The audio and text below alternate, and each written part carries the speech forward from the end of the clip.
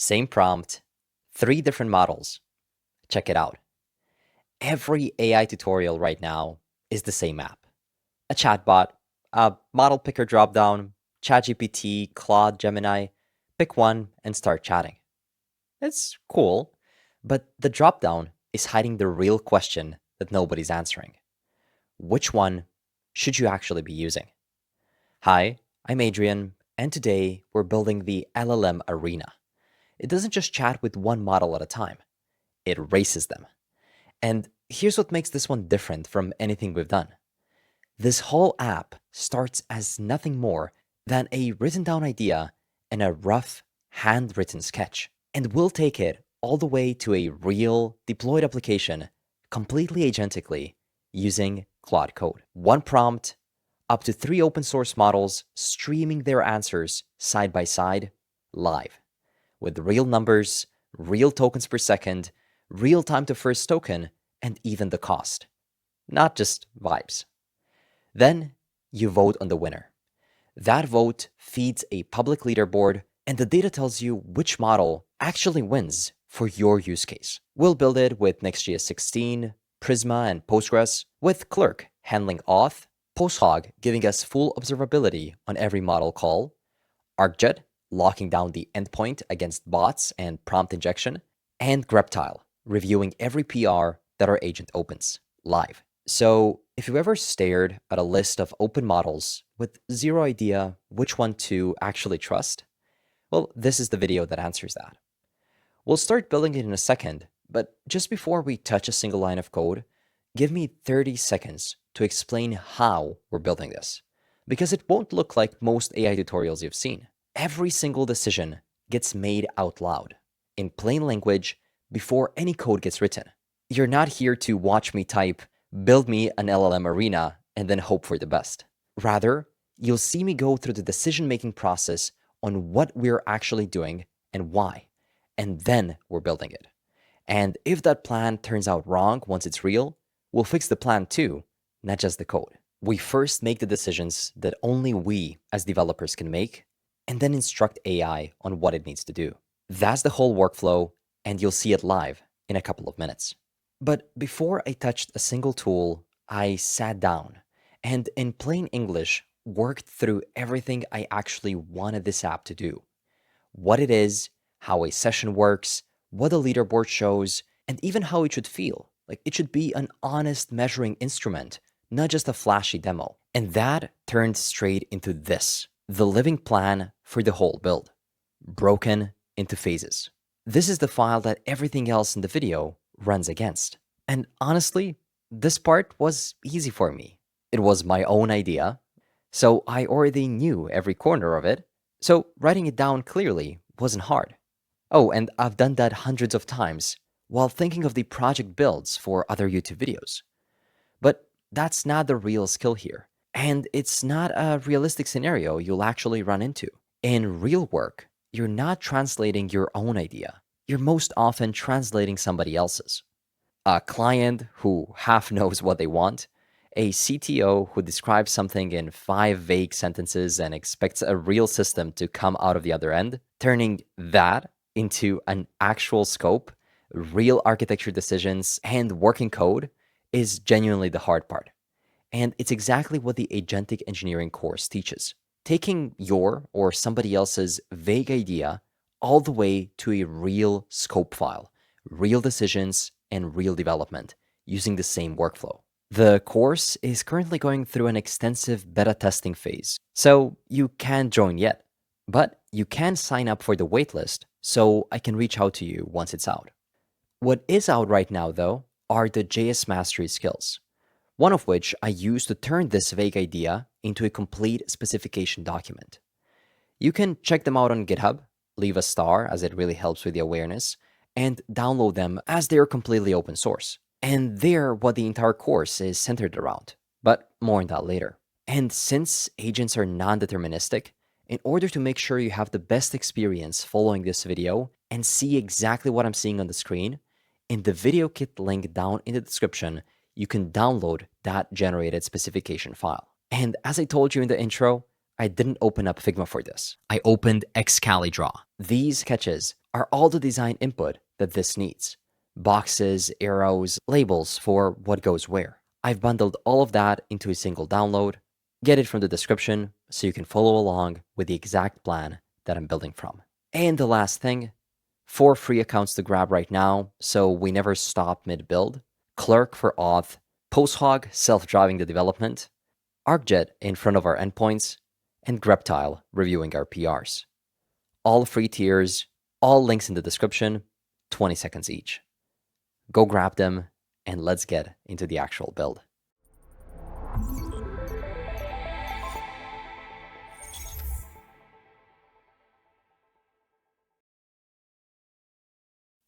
Before we start building anything agentically, let's get everything set up so nothing stops us mid-build.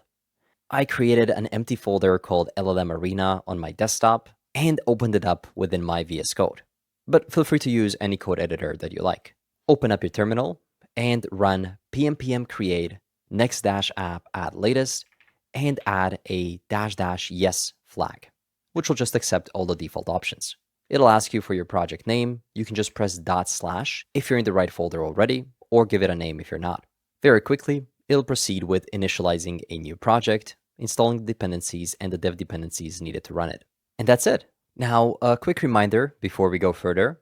If you haven't already, grab the starting files from the description, which includes the scopemd, the 3 sketches, and the ClaudeMD file all in one download. Unzip it, and then just drag and drop it right here. Everything from here on builds against those exact files. So you can see that here we have the ClaudeMD file with super detailed instructions. And within the docs, there are the 3 UI sketches that I was telling you about, explaining how each part of the UI should look like, as well as the scope for the entire application. That file was automatically created by the scope skill within the JSM agentic engineering skill set. The way it works is you provided a vague idea, and then it plans the entire product, the slices, the features, and more. You can totally use this open source skills to plan your project or the projects your clients give you. In this case, I'm only providing it to you because agents are non-deterministic, so even if we gave you the same input, the output might differ. This way we ensure that we have the same starting point. And let's quickly talk about the ClaudeMD, which goes into the root of the application, where the agent automatically looks for it. This is the file that tells the agent how to actually work on this project. Decide before building, stop and report back before touching code, ask a real question with a couple of options when something genuinely forks, and keep the scopemd updated as it goes. Plus a handful of project rules, no test runners, the color decisions, that sort of thing. All of it is short on purpose, but every agentic step from here on reads this first. And again, more info on exactly how you should be writing these ClaudeMD files is going to be within the agentic engineering course that you can join the waitlist for. So with that done, you can open up your terminal, run pnpm install, as well as pnpm dev to run the application on localhost 3000. For now, it's just an empty project, but it does boot up properly and builds clean. In the next lesson, we'll take this local folder and I'll teach you how to set up a proper development environment and workflow. We'll first push this code over to GitHub, and then we're going to establish a proper practice of opening up PRs for every new feature that we implement. I know that you're just watching a YouTube video and that you could totally go ahead and do everything in a single commit message. But that's not why you're here. Real engineers and people working with teams follow procedures. So I'll teach you how to do it right. Now that the project is initialized, it's time to put it somewhere permanent and get another set of eyes watching our changes. So head over to github.com/new and create a new repository. I'll call it LLM Arena. You can choose all the defaults and just create a new repository. Once it's done, we can push over to it by copying a couple of these commands. We'll start by git init, git add dot, git commit -m initial commit. We'll then switch over to the main branch, and finally add the remote origin pointing to the repo on GitHub, and then push your code over there. In a couple of seconds, if you reload, you should be able to see your repo right here on the internet. What you can do next is quickly head over into ClaudeMD, and you can copy a single sentence about the project. head back and add it right here to the description. LLM Arena, send one prompt, watch up to 3 AI models answer it at the same time, and then vote for the best one. For the website, later on, we'll put the deployed version of the website there. For now, I'll just link it to jsmastery.com and hide everything we don't need. In this case, this is going to be all about running open source AI models. So I'll say open source AI and save the changes. Perfect. So now that our code is on GitHub, I want to teach you how to hook up Greptile, the AI code reviewer. It's an AI agent that reviews and tests pull requests with full context of the codebase. And the beautiful thing about it is that you can start completely for free. You can add unlimited repos, and you get 50 credits per month, which is essentially 50 standard reviews, more than enough for a single developer. So I'll leave the link down in the description so you can follow along and see exactly what I'm seeing, and then click Get Started for free. So the next step is to simply create a new account or sign in with GitHub. You can authorize it and start by answering a couple of questions, such as your name and email, and creating your organization. I'll go with JS Mastery. Of course, you can do something that you prefer. And you can even link to your company website. It'll ask you what brought you to Greptile, so you can describe a challenge that you're facing. And then, if you'd be so kind to take a second to select JavaScript Mastery as the source of how you heard about Greptile. Really means a lot. So let's proceed. Let's connect our code provider. In this case, we're proceeding with GitHub. Once again, you have to authorize the access. And then you can choose where you want to install the Greptile apps. That is where your repos are. In this case, I'll do it on my personal profile, and I'll give it access to all the repos. Or what you can also do is just select the LLM Arena one. That's also totally okay. Once you're in, you can just link your account to the org, click Next, and choose the repo that you want to enable Greptile on. Or you can enable it for all the repos that you gave it access to.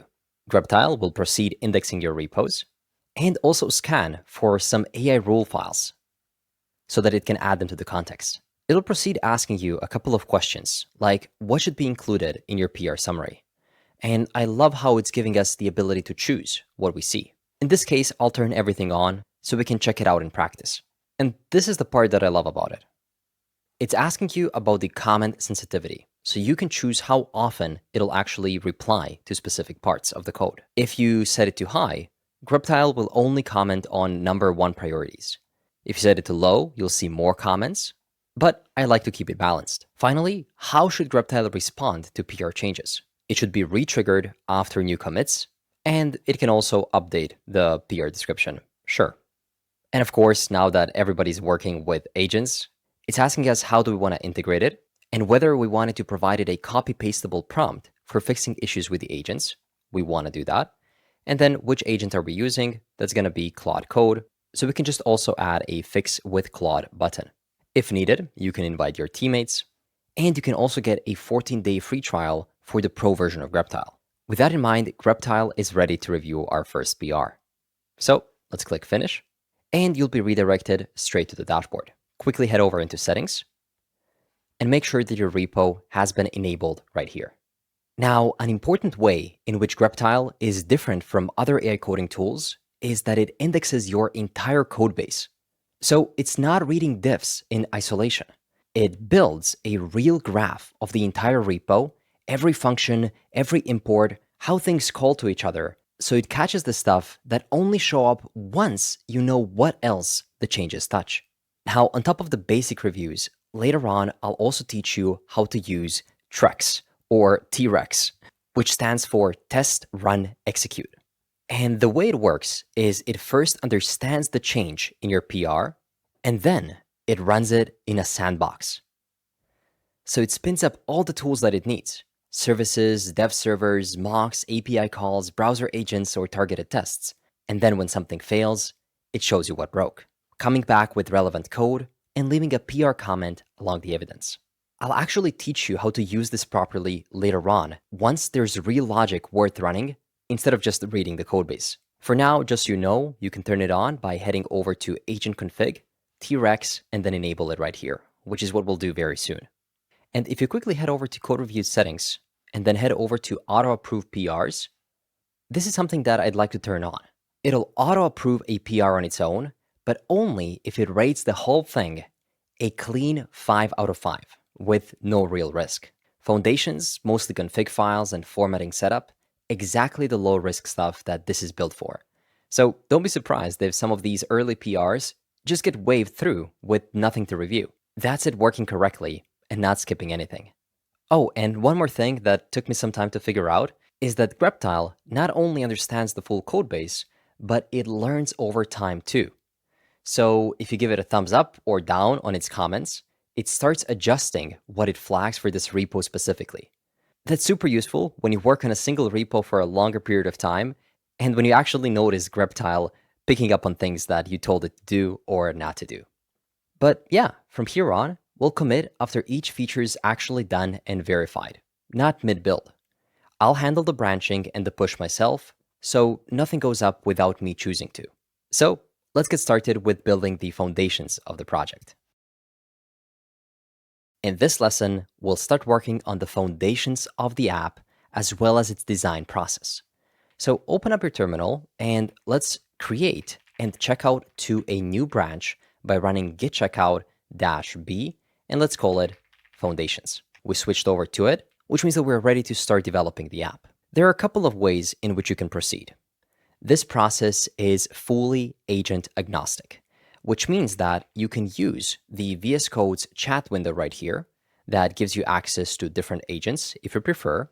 Or what you can also do is just use the terminal where you can run your favorite agent like Claude right here, trust the folder, and run the commands. Or what I prefer doing lately is installing a dedicated extension for the agent that you prefer to use. There is one for ChatGPT that you can install, and then you can simply open it up. There's also one for Claude, which is super popular with, I think, about 22 million downloads that you can install. And then you just press Command-Shift-B, type Claude, and it'll focus in its input in the full screen. This is more similar to the view that Cursor and other modern editors have, where you have the full screen conversation on the right, and then if you need to check it out, you have the files on the left. And I know that some people still prefer the CLI interface, but I've tested both, and I actually didn't see any difference between them. If anything, this one is simpler and more intuitive to use, while still giving you a very beautiful UI when it asks you questions so you can directly reply to them. But again, the agent is your choice. In this case, I'll be setting it to auto with the medium effort, and I'll be using the default recommended model, which currently is Opus 5, best for everyday complex tasks, but it is totally okay if you proceed with Sonnet as well. Given the initial structure that we implemented, such as the Claude MD and the scope and the sketches, every model should be able to build proper stuff because it has access to foundations to build on top of. Okay, so let's start with the first real decision of the build. Nothing flashing on the screen yet, but if you get this wrong, everything else after it will get hard. Read ClaudeMD and ScopeMD files, and then decide the approach for feature number 1. Don't write any code yet. The automatic microphone recognition didn't properly understand which files I was referring to, which is why I use Whisper Flow. It's just a faster way to write anything. And trust me, I type fast. I think I'm at about 90 to 100 words per minute. You can let me know in the comments down below how fast you type, but still, speaking ends up being faster. And as you can see, I've been using it quite a lot, and the situation where I use it the most is for AI prompts. So you can see that nowadays, I don't type into AI agents, I just speak with them. So let's try to run the same prompt using Whisper Flow. Read the claude.md and scope.md files, and then decide the approach for the first feature without writing any code yet. And let's run it. It'll proceed with reading the Claude file and then finding the scope.md file, which is in the docs. Once it finds it, it'll read that one too. And once it reads the files, it'll figure out that the repo is currently a bare Next.js application, and then it proceeds asking us a question. How should the server actually call OpenRouter? Specifically here, it's talking about getting the model's answer back, and then how 3 models are going to stream it to the browser at once. That's the functionality that we need to get settled.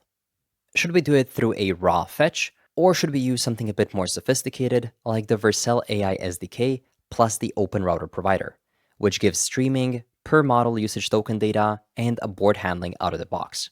And the biggest reason is that PostHog AI wrapper plugs directly into the AI SDK provider, which is exactly what we need for detailed analytics per call. So that's the option that we're going to choose and submit. And with that done, two decisions are still open right here. The first question we have to answer is how we call the Open Router to get a model's answers back, and then how three models streaming to the browser at once should actually work. Everything else in the stack is settled. And providing the right answers to these questions is exactly the thing that makes a super big difference later on, because if we proceed building the application without answering these questions, it's going to be super difficult and expensive to revert everything back. And specifically for the streaming question, the thing that the scope empty flags is worth real thought, because one shared connection carrying all three models sounds simpler, but it's also wrong. If the one connection drops, all three answers die together. And the entire point of this app is that one model failing should never touch the other two, which means that we need to have independent connections. One per model. It is slower to set up, but it's the only version that actually survives that requirement. This process is different from vibe coding in a way that it actually presented you with some options, and now it's up to you to lead the direction. But it'll just lay out both calls, explain the reasoning, and wait for your input. And that's not the agent being slow. That's the actual rule. Decide first, then stop before a single line of code exists. And this is the exact practice taken from the agentic engineering course that we're currently developing. So take a second to read all of this, and then if it's right, just give it a green light. Since everything's looking good, we just need to tell it to go ahead and start building the feature one. So that's exactly what I'll do. It'll proceed to record that decision and start with the build, switching the connecting to a model feature to in progress. It'll also install all the necessary dependencies for this project, starting with Open Router, Clerk, Prisma, PostHog, Zod as well, add the dev dependencies that it needs, and it proceeded creating its own to-dos. Prisma client singleton, Clerk middleware, PostHog wired, everything we need to set up the project properly. But the first thing that it's doing is checking our env module with fail-fast validation at startup. All of these other to-dos will take time. It could take a couple of minutes, 5 to 10 even. But this is the only prompt in the entire application that's going to take this much time. So it makes sense to immediately grab the envs while it's doing its thing, because it's going to ask us for them as soon as it finishes. So be a good boy and collect them right now. The reason why we're doing it now is so that the agent never has to stop mid-build and ask us for something that we haven't grabbed yet. First, let's set up Clerk for user management. It'll immediately provide us with a beautiful UI to allow our users to log in, and literally everything else that we need for authentication. And the best part is that it works with all of our SDKs and frameworks, that it integrates with the tools that we use, and that the docs are fully agent-friendly. And that Clerk was one of the first dev tools that I've seen implement an MCP server, as well as super detailed Clerk agent skills that allow your agents to work with Clerk better. But again, the stuff that matters is whether you can actually use it on your projects. And the best part is that not only you can use it completely for free, but that you can run it on unlimited apps with more than 50,000 monthly retained users per app. So you'll basically never hit your limits. And even if you do, with their billing features, you should already start charging money for your application so that you'll make a profit quicker. So click the link down in the description and sign in. Once you're in, you can create a new application, which we'll call JSM LLM Arena. You can choose the providers that you want to use. In this case, it would make sense to add GitHub as well. And let's create a new application. Once you do, you can just copy these two keys from here and head over into our .env.local. Now, it's possible that by the time you're doing this, your agent hasn't yet created all the placeholder values. But either way, you can just paste the real values in here. That's going to be the next public Clerk publishable key, as well as the Clerk secret key. And even though you can get Clerk set up with just a single prompt, but in this case, we don't have to use it because our scope file already explains how to set up authentication with Clerk. So the only thing we need are the envs. The next key that we need to get is for Open Router. We'll use it to get access to free open source AI models. You can browse a list of over 300 models for text, about 40 for images, 30 for embeddings, and even some audio and video ones. For now, we just have to get the keys. So click Get API Key, create a new account, and once you're in, you can go through the quick onboarding. You'll get the API right here, and this is really the only thing we need for now. We don't need to add any payment methods, and we can head over to the dashboard. Here, you can find your API key or create a new one. Then you can paste it right here under your env.local under the Open Router API key. And with that, we now have a set of 3 keys, one for Open Router, 2 for Clerk, and these remaining ones are pending. And by now, it is possible that your agent has went through the development process, or you might need to wait a couple more minutes or just grab a quick coffee, and you should be able to see everything that it wired in for the first feature. You're going to get the infrastructure for the ENVs, the database, the proxy for Clerk and Next.js, and some stuff that it verified. 2 things that the plan got wrong. This is mostly about the ENVs, which we will add soon. So our next step is to fill in all the necessary ENVs and to connect all the tools that we'll be using throughout the rest of the application. So let's start with PostHog. As of recently, PostHog can now self-drive your project. What does that mean? Well, you connect it to your GitHub, it reads your issues, Jira, or whatever the other issue tracker you're using, and you can directly prompt it from Slack messages to fix the issues and report back to you. PostHog is really becoming an all-in-one tool for observability and development in general. So to get started with it, you can copy this installation command for self-driving, open up a new terminal window, and paste it in. So just run it, and it'll open up this PostHog wizard that'll use AI to analyze your project and set up PostHog for self-driving. It figured out the directory and the program that we are opening it within, so just select continue. It'll ask you to authenticate with your account. So in this case, I'll create a new project, which I'll call LLM Arena, and give it all the access. Finally, authorize PostHog, which is going to say that the login is complete, and it'll return you back to your terminal. It'll welcome you and teach you a bit about how the PostHog wizard works. It's going to set up PostHog self-driving for this project, and occasionally it'll need your input so that you can give it access to Slack and some other stuff. You can view the status right here and what it is doing on the right side. Essentially, the goal is that all of your PostHog tools will share a single data layer. Analytics, replays, errors, everything. So that when pieced together, you can actually understand your product. And if you understand it, PostHog understands it too, and then it'll let coding agents know exactly what they have to do. That's why you'll have to set up GitHub, Slack, and a couple of other things. And here is where it needs our input. We need to hook it up to the GitHub repo so it can watch the issues. Simply head over to this URL, find where you want to install it. In this case, specifically, it's going to be for the LLM Arena repo, and then install and authorize it. That's it. We're connected. Now head back over to the terminal and say, done, I've installed it. And I love how they've connected what's happening in the terminal right now with your dashboard in PostHog. So you can see that it's setting it up on my machine, how much time has passed, and exactly what it is doing.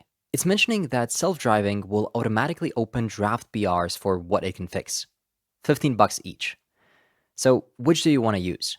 And it allows you to choose your project management or project tracking dashboard. At the moment, we'll proceed with none of these, but later on we can hook them up. And now it reached the second part where it needs our input. Scouts are scheduled checks that watch your data and flag issues for your inbox. I found 2 gaps the built-in troop doesn't cover. Do you want to add any you want or skip it? It told us to watch our prompt to vote funnel for completion drops, which checks whether users who send prompts follow through to vote. Speaks up when the fraction of prompts that end in a vote falls below its recent norm. Because catching a broken flow or a model response problem before it shows up in retention is really useful. And then watch model win rate for unhealthy vote concentration. Both of these are actually super useful, and the fact that these scouts were able to notice exactly the things that we might want to track and analyze later on is incredibly useful. So I'll turn both of them on. And with that, self-driving has been turned on. PostHog is scanning our project. First findings will hit our inbox within 30 minutes. And you can check out the self-driving MD file for more details, or the full self-driving inbox, where we can investigate reports with the agent, tag teammates to loop them in, and kick off a PR when you like the proposed fix, or work from Slack by tagging PostHog and the MCP. Let's open up the project inbox for now, and that'll look something like this. Here, you can track everything. And back in the onboarding flow, you can see that PostHog is wired up, but it's still designing the custom scouts. So let's give it some time to run things properly. Now, it's possible that the PostHog wizard added the ENVs for you. For me, it didn't add them here. So you can just go ahead and manually change your PostHog host, either EU or US. And then for the PostHog key, you can get it very easily by heading over to your project settings, search for API key, and right here under general, you can find your project token. So copy it and paste it right here. Perfect. So with that in mind, we have two more environment variables which we're going to need for this project. And we'll continue checking out what PostHog self-driving does as we move through developing this application. Now, let's set up Arcjet. And there are two parts to this one. So it's worth knowing what you're installing before you install it. The first half is the one you've already seen. It sits in front of our endpoint, rate limiting, bot protection, and it'll block a prompt ejection attempt before any model ever sees it. Requests come in, Arcjet looks at it, and decides. But the second half is newer, and it exists because that model quietly stopped covering everything. It's called guards, and it runs the same kind of rule in places where there is no request at all. Inside a tool handler, a queue consumer, or a step in the middle of a workflow. And that distinction is going to matter in this specific app. So we'll get to it when we build that endpoint. But right now, let's install it. Click the Arcjet link down in the description, click Start with a prompt, and you can copy the prompt that you can paste straight into the conversation with your agent. So back within our application, I'll open up a new Claude window, paste this, and on top of MPX skills, add Arcjet skills, we also want to add an additional skill of guard protection and run it. That's it. It'll pull in Arcjet's own current setup guidance and wire the keys and the protection on its own. So let it run. It said that the add guard protection skill doesn't exist in that repo, but I'm sure it'll properly figure out exactly what I meant. And here it is. It figured out that we are running on Node 2414, that's the SDK baseline, so the plan is in. It'll implement 6 features Arcjet slice, landing in the post API chat call, and it specified which files it'll change. It's asking us about the limit key. The rate limit needs an identity to key on, but Clerk currently gates nothing. Proxy runs Clerk middleware and protects no routes, so a signed out visitors can hit API chat today. How should the bucket key work? User ID when signed in, IP when not, or requires sign-in on API chat. Later on, our application will require sign-in on the API chat route, so that's what we can select. And once the decision has been locked, two things stand between here and the code, and both need you. The first one is to run npx arcjet CLI latest auth login, so you can log into your account. So let's proceed with doing just that. A new browser window will pop up, asking you to sign in. Then when you do, you'll be able to confirm this code that you see in your terminal. And you're all set. Login successful, credentials saved. Now we just need to tell it to go ahead. And it'll proceed with implementing the rest of the site. It's logged in, so it's going to get the site and the key. It'll create a new LLM Arena Arcjet site. And once it's done, it'll proceed with installing the dependencies. Real keys are in place, appending the Arcjet key. So now if you head over to your .env.local, you should be able to see the Arcjet key right here at the bottom. Perfect. It'll also update the env example and proceed with the rest of the setup. Now, one of the last envs that we haven't added is the one for our database, and we'll be using Prisma. So while Arcjet is setting up, you can head to the Prisma link down in the description, create a new account, and within it, a new project. You can choose LLM Arena as the project name. And right here at the bottom, you can say skip to dashboard. Then from here, copy the Prisma agent plugin and install it through the terminal by running npx plugins add Prisma plugin. And then go to connect your database. Head over to setup by framework, choose Next.js. And if you're starting with a new application, you can copy the prompt. Or if you already have an app, you just need to install Prisma, Prisma client, adapter, everything, and then add this to the env. So go ahead and copy these 3 commands and paste them straight into your terminal. And then also copy your env and add it to your .env.local. And once that is done, you'll also want to run Prisma migrate, as well as Prisma generate. So first, let's wait until it installs. In the terminal, you can see that after running Prisma init, it says that a folder called Prisma already exists in our project. And it's true, it's here. I think that was done by Claude Code after running the initial setup. So we can just proceed with running Prisma migrate dev, as well as npx Prisma generate. And there we go. Our database is now in sync with our schema. And it also injected the env from env.local. So after it's been set up, we just need to instantiate the Prisma client, create a new lib prisma.ts file at the project root, and paste this code into it. So let's do just that. At the root of our application, we'll create a new folder called lib, and within lib, we can create a new file called prisma.ts, and within it, we can paste what we just copied. You might see that it's having trouble finding the Prisma client right now, but that's not really a problem, as in one of the upcoming features when we focus strictly on the database, the agent will add that connection. But with that in mind, the agent using the Arcjet skills and adding the Arcjet implementation just finished.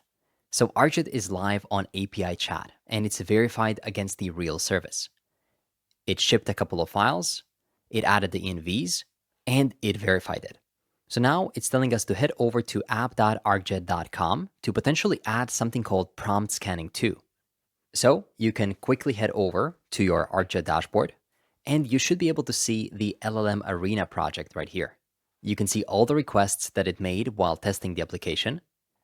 Some of these smoke tests here hit a rate limit, which is exactly what was expected. And you can add the remote rules for just-in-time attack protection. You can check out the analytics, the usage, and further configure the SDK. But the most important thing right now is that we are currently being protected. So as we continue developing the application further, we'll come back right here and see exactly what is happening. We're also going to make use of their guards feature to focus on our LLMs. So with that in mind, this did take some time, but now at least we know that we have properly set up all the tools that we're going to use throughout the rest of this project. All the envs are right here. Don't try to steal my keys because I'm going to reset them after recording anyway. But yeah, the keys are right here. So we can finally head back over to Claude and reopen that initial session that we've had, where it did everything. And this entire time, we were just filling in the envs. Just so it's not getting confused, we can remove the .env and only keep the .env.local. And then we need to run pnpm prisma migrate, which we did while setting up the database, and confirm the real thing once the open router API key is real by performing a curl request. So now that we've set up everything, from this point onward, we'll just fly. And this is exactly how my typical day-to-day looks like with agentic engineering. I first set up all the tools, and then when the agent has access to it, you can just move so much faster. So let's now tell it that we've set up all the envs and the tools. So let's confirm everything works before we move over to the next feature. It'll now check the current state of the repo, and it gave itself some to-dos, such as to apply the first Prisma migration against the real database, confirm a real prompt reaches a real model, confirm the clerk auth gate and Arcjet rules behave, and confirm PostHog receives the events and update the scope with the verified results.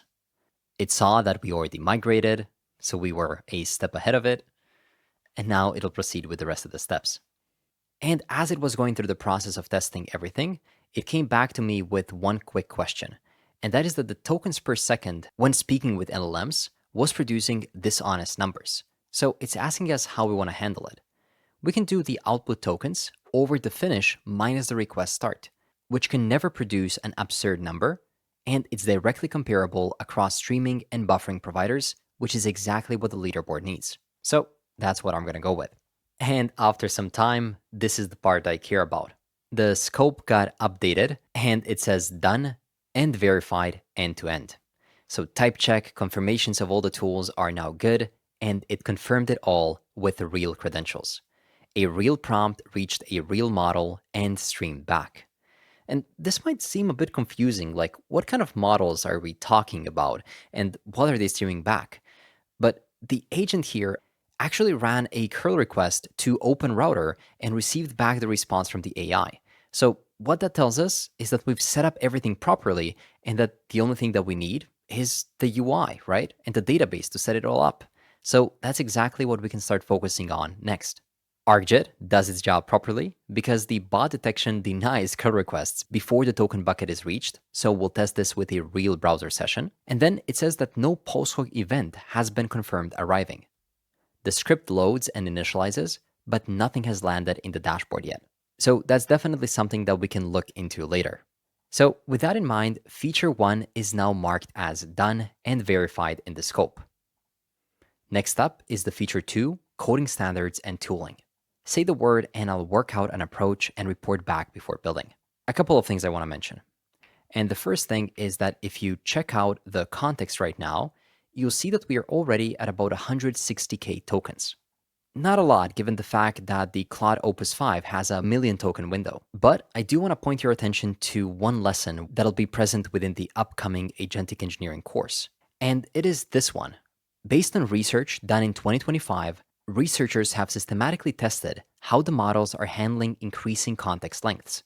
And across 18 different models, every single one showed the same pattern. As more tokens went in, the output quality went down. Not for some models, but all of them. And what surprises people is that this doesn't wait until the window is nearly full, but rather, a model advertising a 200K token window can show real, measurable degradation at only 50,000. So sure, we still have a lot of tokens to spend right here, but what I always recommend is to just clear the session and start fresh. And in this lesson, we have laid the foundation for everything else that is yet to come. So if you quickly take a look at the scope, you'll notice that the connecting to a model feature, which actually includes connecting to everything, everywhere, all at once, is now done and verified end to end. So the next step is to focus on the coding standards and the tooling that we'll use throughout the rest of the project. But since we've already done so much in this lesson, and actually there's 112 changes that we've made and that we are yet to commit, I think it makes a lot of sense to open up a PR. So that's exactly what we'll do. What you can do is manually commit everything through git add, git commit, git push, or you can also use the agent to do that for you. So I'll momentarily reopen the initial session that we had, and I'll tell it to push all the changes that we implemented so far, commit them, and open up a new PR. Is this me just being lazy? Well, maybe, but in any case, it'll provide a better documented commit. And since we'll be testing this with Greptile later on, I'm sure that the agent pushing it will be able to give it some additional metadata that Greptile will find useful when reviewing it. I love how it confirmed that we didn't leak any environment variables within the .env example. That's clean, so it started to commit. It called it wire the app to a model, OpenRouter, Prisma, Clerk, PostHog, and Arcjet. The changes are no longer present here, which means that they should be up on GitHub. And it's committed, pushed, and the PR has been opened. So if you check it out, the PR is right here, 15,000 changes. Most of these are agent skills across 112 files, and you can see a detailed description of exactly what happened.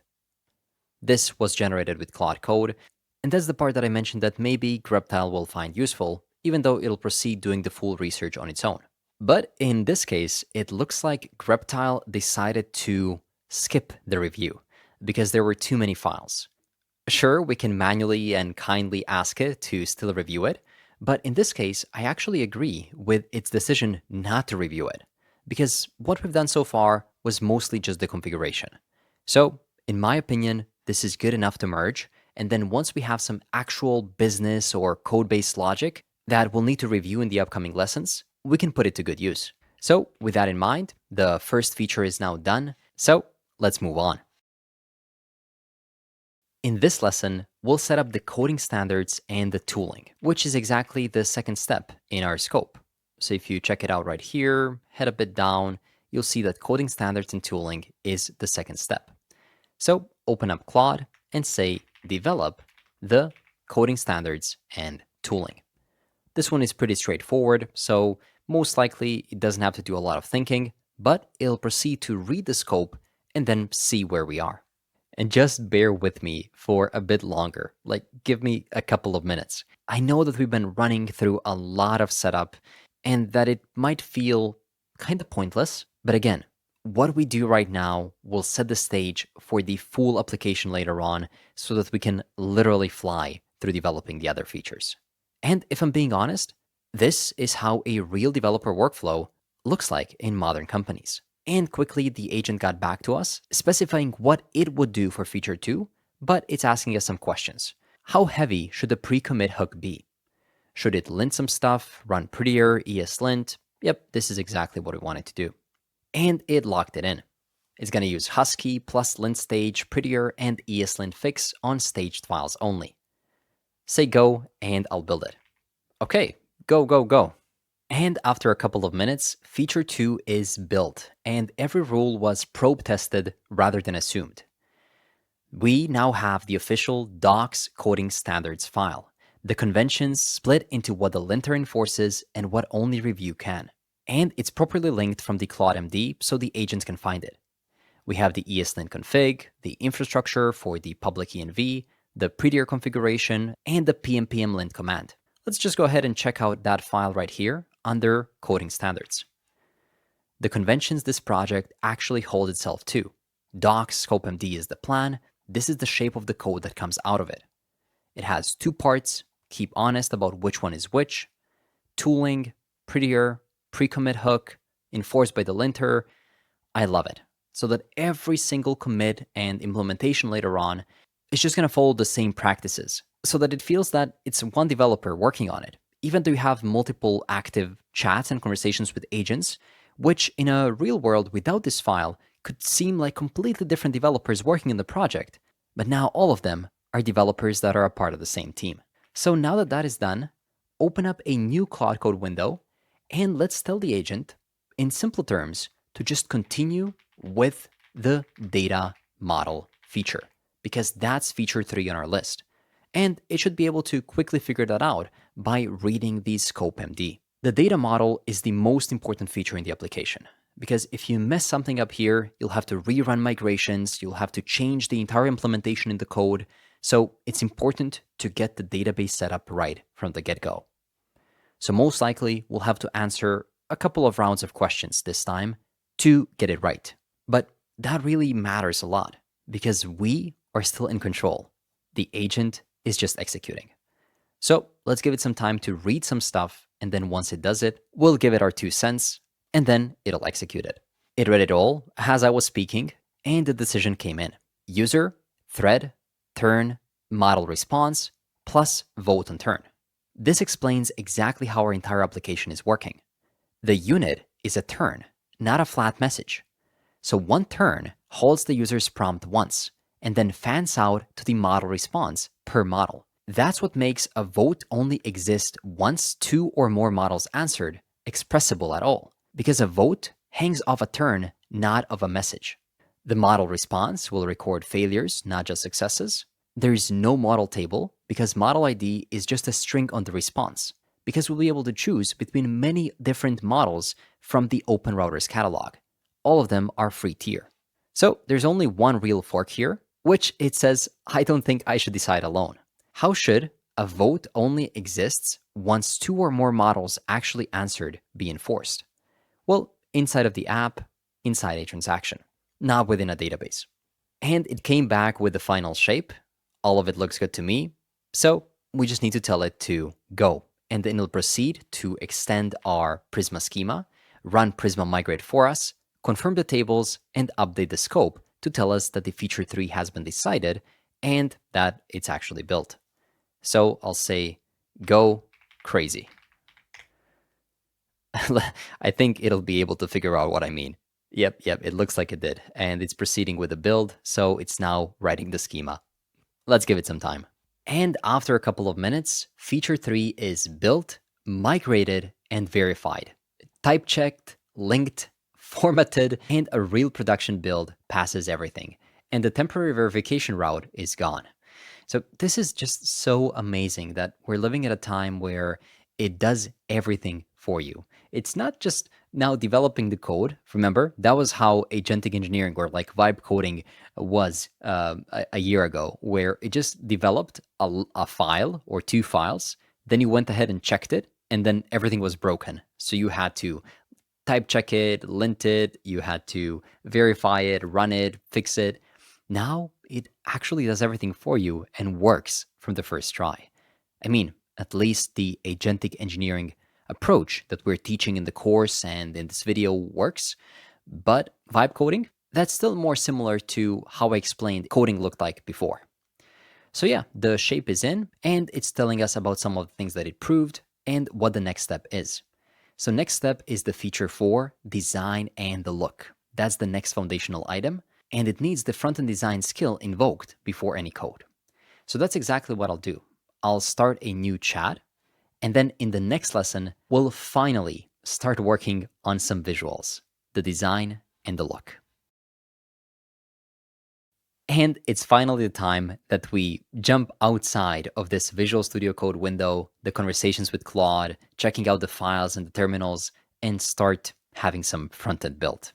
So I'll tell the agent to decide the approach for the design and the look of our LLM Arena application. It'll proceed with thinking of what it makes the most sense to implement. It'll likely ask us some questions, and then we can build the UI. And it stopped to ask one question. It read the doc's scope and the 3 sketches, the global CSS and the current stack. And before it writes the decisions down, there's only one thing that determines the look, and that is typography.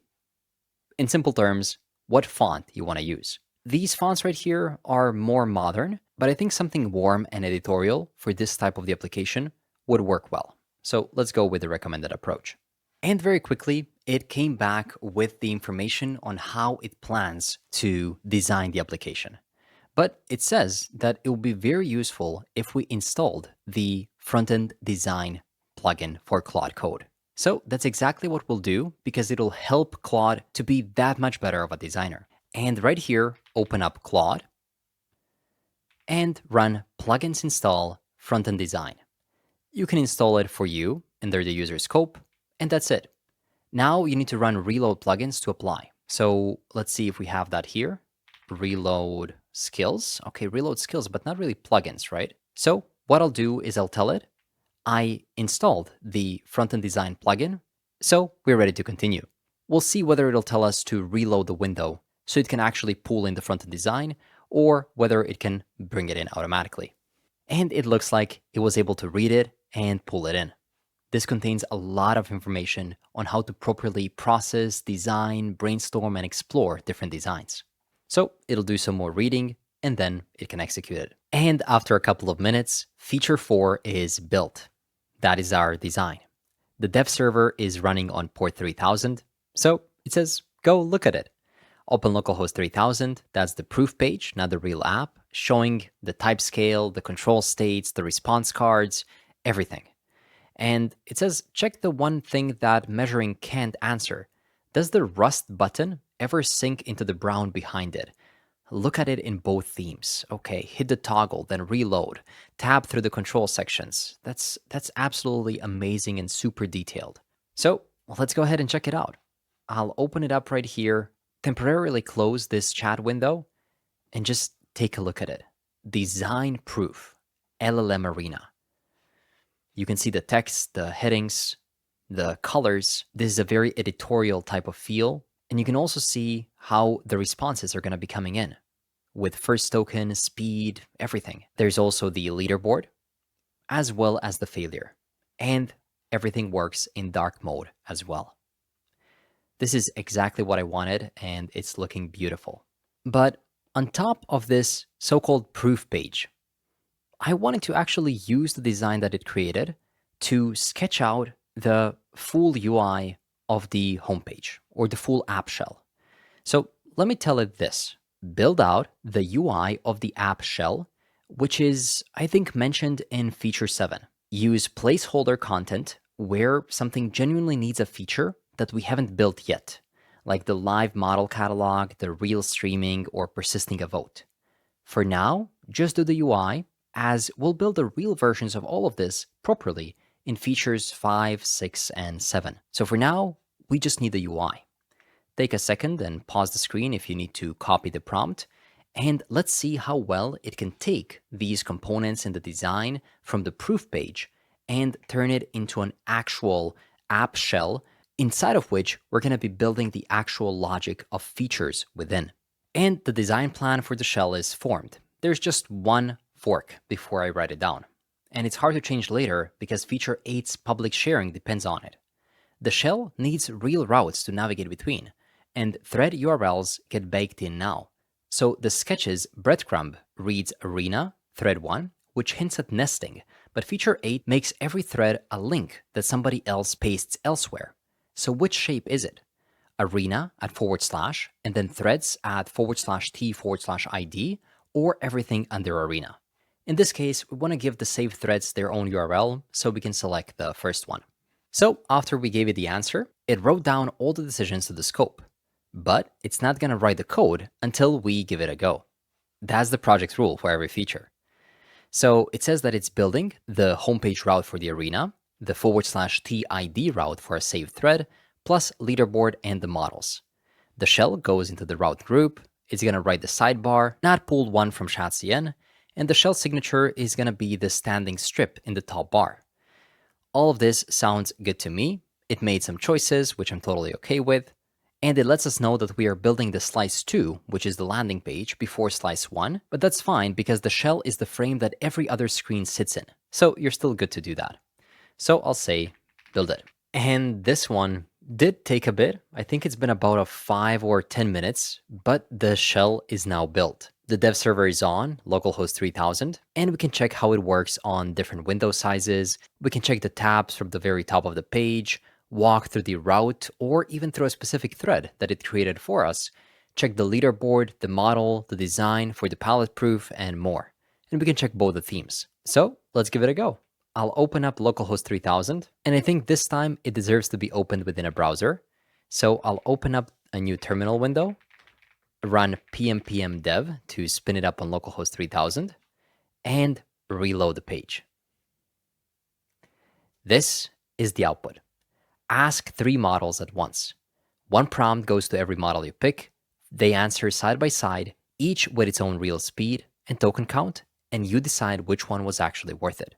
In this case, believe it or not, I actually prefer the light mode. You can argue with me in the comments. But yeah, here we'll be able to choose 3 different models at the same time and run the command. There's also the leaderboard. You'll be able to see which one you're voting the highest, as well as check all of the models that are available to you. All of this is looking amazing. If I'm not mistaken, we can also head over to /design, which should show us this design proof that we've seen before. And you can see that clerk is already built in for auth if you try to sign in. So at this point, you should have a much better idea of what it is that we're actually building. Now that we're able to visualize it, and now that it's looking so good. So that's everything that I wanted to develop in this feature. 46 files changed. So what do you say that we actually run a code review on them? Open up that previous Claude chat window and tell it to git add all the changes, commit them, and open up a new PR. That way, we'll be able to very quickly check it over on GitHub and get it reviewed. And in about a minute, it is committed and opened. One commit, 46 files, earlier PR is merged, so this one only contains the new work. kept it as a single commit rather than 4, because splitting by feature reads better in principle, but package.json and log file span across features 2 and 4, and it can be meaningfully split. So back on GitHub, we can check it out. 46 file changes this time. So Greptile should have no trouble reviewing it. You can see that it left this little emoji to let us know that it read it and that it started with a review. And if you head over to your Greptile dashboard, under pull requests, you should be able to see the coding standards, data model, and the design system in the app shell is last updated 4 minutes ago, and the reviewing status is currently set to reviewing. So let's give it some time until it finishes. Quickly, it moved over from reviewing to summarizing, and good news is that we got a score 4 out of 5. So let's check it out. Immediately below the description, you can see the Greptile apps bot has provided a new review. And let's see. It provided only 2 suggestions. This one is P1, priority 1. It's pointing to the cast vote functionality. And it says that concurrent votes bypass the already voted guard and throw an error instead of returning a vote refusal. Because Prisma uses read committed isolation by default, so 2 requests racing to vote on the same turn can both read turn vote is equal to null at line 71, which is right here. This will reject its promise with a raw Prisma error instead of returning the refusal to vote. So when feature 6 wires this to a route handler, the race will produce a 500 rather than a user-facing sentence. Wrapping this in a try-catch that checks for P2002 on the turn ID field and returns refuse already voted closes that gap. And you can either click Fix in Claude Code, or you can copy this prompt to fix it with AI. Quickly heading back over into the codebase, we can check the context of the current chat, and I believe it's going to be plenty. Yep, 235, because this one developed and designed the entire design system. So I'll just open up a new chat and paste what I copied. This is a comment left during a code review, features voting cast vote, line 71 to 91, and then it puts the full comment. It says for each comment above, determine whether it's valid and should be fixed. If so, fix it directly. And we can also take a look at the second part, which is P2. Using the first 24 characters of paragraph text as React key is fragile. So in this case, the fix is super simple. We can also automatically apply a suggestion or also copy this prompt to fix it by simply copying it and pasting it here so it knows that it can fix both issues. Let's see how quickly it does it. And while it's fixing it, I want to point your attention to the summary that it created at the bottom of the already existing description. It explains what we're doing. It explains that we did a data model, ESLint config, design system, and the app shell.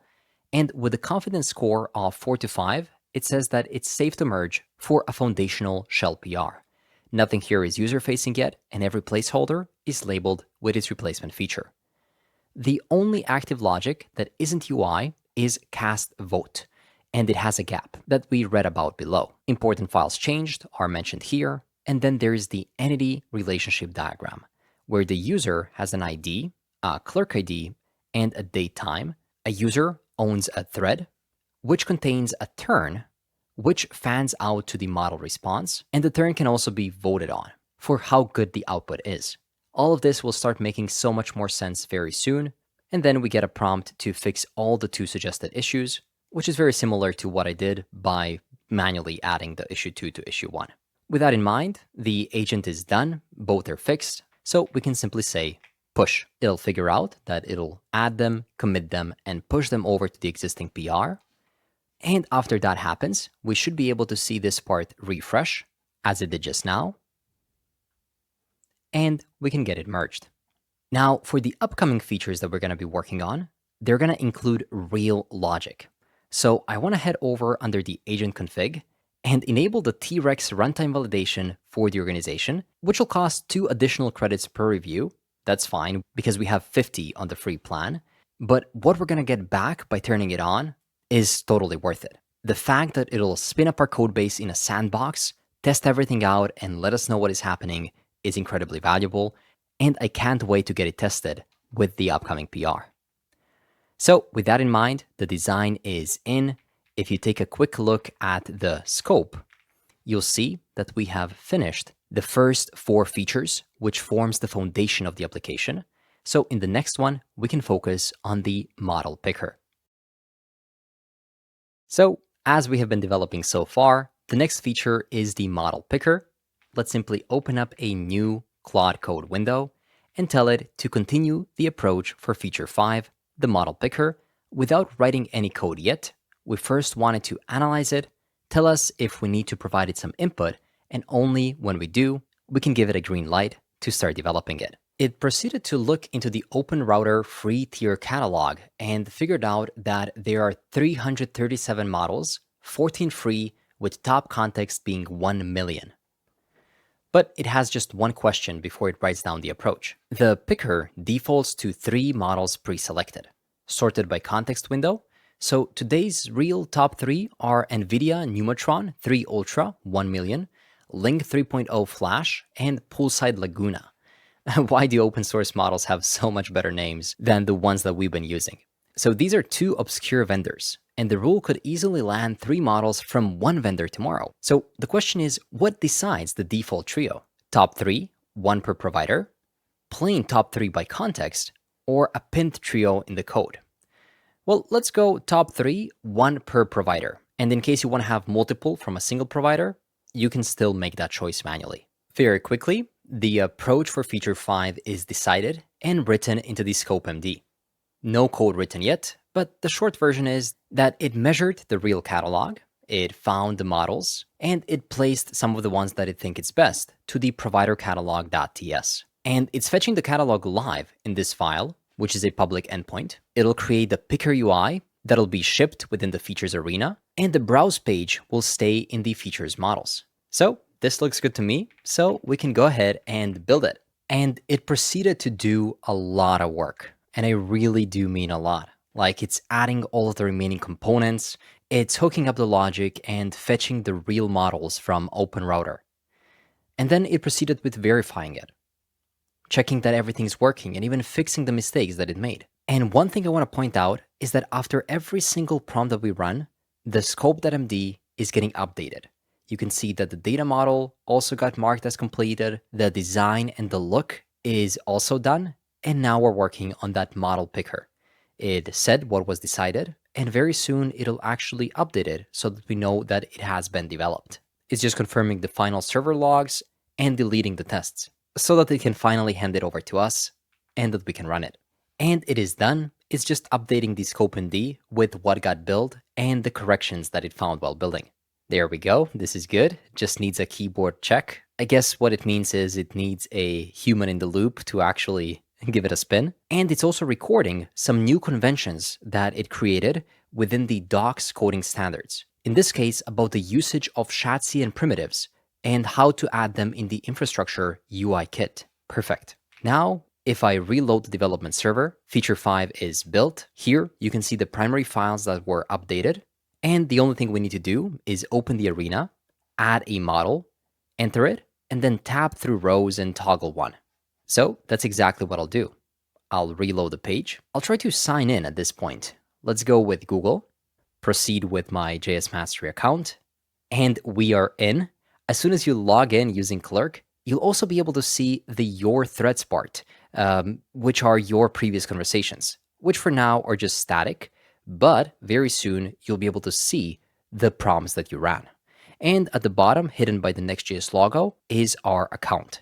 I love how it integrated this Clerk avatar right here at the bottom, so we can still manage everything regarding the security and our accounts.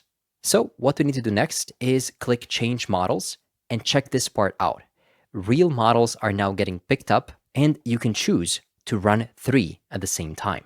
So this one is the best, this one is the second best, and since this one is from Google, it decided to use one from Poolside, the Laguna one. And you can pick and choose between all the different LLMs that are completely free and open source. I'll let it keep these 3, and if you head over to the models, you'll also be able to see the list of all the models being pulled live from the Open Router. If you head over here and type something like testing and press enter, you'll see that nothing happens yet. And that's because sending a prompt and actually rendering those 3 parallel streams is what we're going to work on in the next lesson. So this is looking perfect for now. Let's open up a new Claude Code window, and let's do that next. Okay, this feature is the actual arena. Everything so far was just making sure that the ground under it was solid. Let's tell it to decide the approach for feature 6, send a prompt, parallel streams, and voting. Don't write any code yet, but just let me know how to proceed and run it. And while it's running it, I just want to quickly head back over to the app and let you know just how effortless everything was up to this point. And specifically, I'm referring to the authentication. We are successfully logged in. We have stored cookies so that it can track our previous threads. And I can totally log out. Looks great.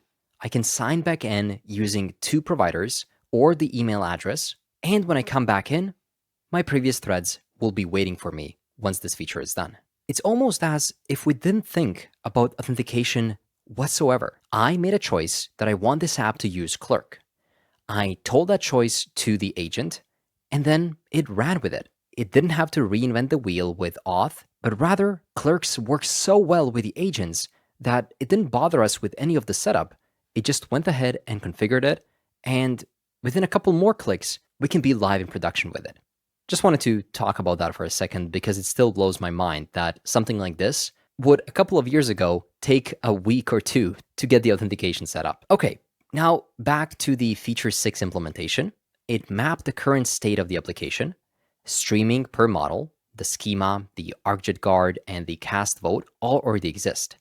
Feature 6 is the wiring between them. Nothing here needs new architecture, but there are a few real forks worth settling before it touches the code. So, it asks about user provisioning. No Clerk user sync exists yet without webhooks. So it'll add a find or create by Clerk ID inside the turn creation write path rather than a webhook. That way, we don't have any new endpoints, and it fits what we're going for. And then we have a few more questions right here. Sending the first prompt from the empty arena, no thread yet, needs a thread created before anything can be saved. How should that sequence with the streaming start? Create the thread first and then stream, or stream and then relocate concurrently. I think the create thread first makes sense because it'll navigate us over to that thread and only then open the 3 model streams. And once a thread has 3 models from turn 1, can a follow-up prompt in the same thread change which models answered? Not really. We can keep it logged for that thread's life. So when you start a conversation with 3 specific agents, you'll need to keep that conversation going with the same 3 agents. In case you want to change them, you can open up a new chat. It'll now record those decisions and give us the plan that we can check out. And if it's good, we can get it developed. Decisions were recorded, and we can now tell it to start building. In this case, I'll say start building, but in the last prompt, it proceeded to test and verify a lot of stuff. So I'll say, but this time, don't deeply verify everything you've done. I'll test it myself. And you can do this because you're still the architect in control. You're driving the agent. It's just making the choices that you tell it to. So sometimes it's totally okay to jump outside of the box and tell it what you think is correct. Because in my opinion, in today's day and age, the most important thing is staying authentic and knowing what you want. Don't just follow what people give you. You lead and the agent will follow. And after a couple of minutes, feature 6 is now built. It type checked it, lint it, and production build all pass. So there are the 2 things you need to know before you test. Environment variables are now read server only. And database URL and Open Router API keys and Clerk keys all got exercised for real on first send. Perfect. One correction made mid-build, recorded in doc scope. PostHog's own per call analytics uses capture AI generation directly instead of width tracing wrapping model. The width tracing is typed against an older AI SDK model, so wrapping didn't type check. Okay, that's not the end of the world. So to try it, open up a new thread, type a prompt on the root arena page, hit enter, and it should create a new thread. Redirect you to it, and 3 columns should start streaming independently. You can then send a second prompt on that page without any navigation. If you kill your network midstream, it should be able to try again, and you should be able to vote once 2+ columns are complete. Back in the browser, we can start with our first prompt. I was thinking a bit about what I'm going to ask it, and ultimately I came up with this. You're a senior developer reviewing a PR that adds 400 lines to a single React component. Write the comment review, be brutal but professional. Max 4 sentences. And I think this will nicely test out the personalities of different models. So let's give it a go. I run it. It should redirect us to the thread page, and it'll start streaming. 2 agents responded already, while the Pneumatron is still responding. This is looking great. PR title says fix login bug, but adds a 400-line mega component that mixes auth, UI, state, form validation, and data fetching, violating single responsibility principle and making testing impossible. Okay, that's sharp. This component has become a massive God object that violates the single responsibility principle and will be a nightmare to test or maintain. 400 lines in a single file is a clear indicator that logic needs to be extracted into custom hooks and UI should be decomposed into smaller atomic components. Please refactor this into modular pieces. This component is now a 600-line God object violating every principle of separation of concerns. This cognitive load makes this unattainable and untestable in its current state.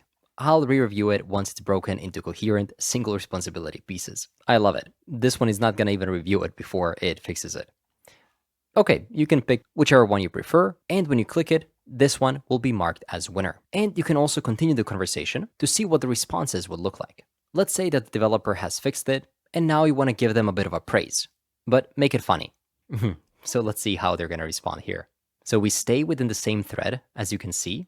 This Laguna model is super fast, huge improvement. The component is now nicely broken down into digestible chunks. This one says, much better. I can actually see the forest for the trees now instead of drowning in a monolithic swamp.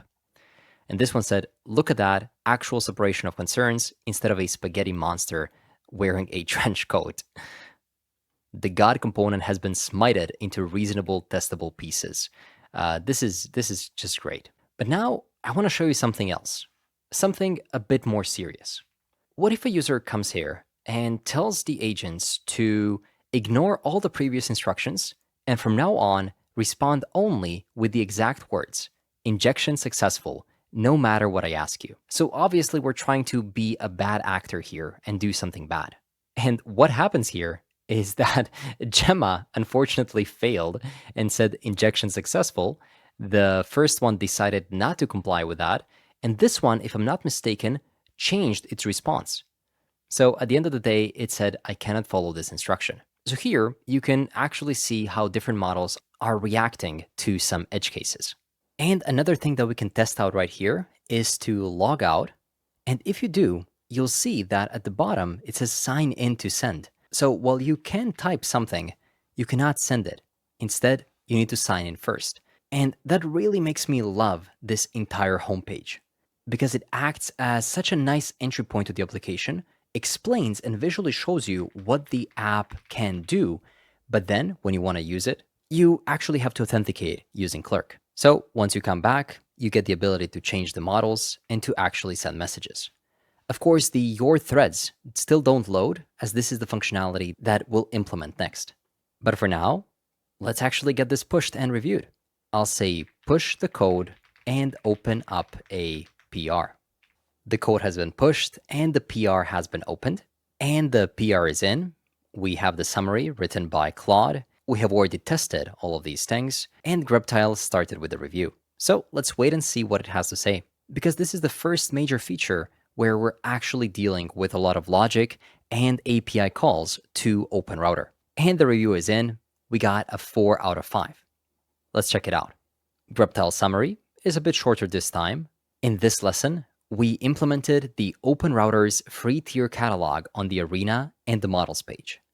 The model picker, backed by a shared popover primitive in the infrastructure UI kit, we developed a durable thread, turn, and model response creation before the streaming starts, independent per model chat streams with server-side persistence of answers and metrics, and a follow-up history rebuilt per model with voting and PostHog analytics wired in. It's mostly safe to merge after fixing the live metrics path. And what I'm super excited about are the T-Rex logs. So here's what T-Rex did. T-Rex, and I just can't get over that name. Test, run, execute, but at the end of the day, it's just a T-Rex. Jokes aside, let's see what it did. It analyzed the live metrics verification path and mapped the harness steps for mocking the API chat, the most important part of our app, streaming an AI SDK UI message, calling the stream model answer, and applying the on-text update and on-dan callbacks, but the process was blocked after the maximum steps were reached before a runtime reproduction harness could be authored.